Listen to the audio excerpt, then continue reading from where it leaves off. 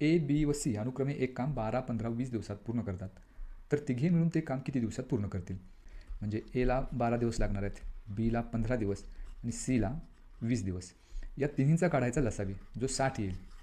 मग एकूण हा जो लसावी काढला आहे ते लसावी म्हणजेच एकूण काम असं आपण गृहीत धरूया.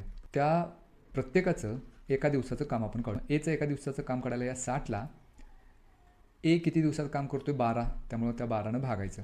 60ला जर 12नं भागलं तर 5चा भाग लागेल.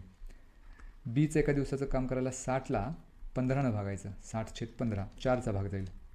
आणि सीचं एका दिवसाचं काम करायला 60ला 20नं भागायचं. हे झालं या तिघांचं एका दिवसाचं काम. आता जर ह्या तिन्हीची बेरीज केली 12, ह्या तिघांनी मिळून एकत्र काम केलं तर एका दिवसाचं काम त्यांचं 12 आहे.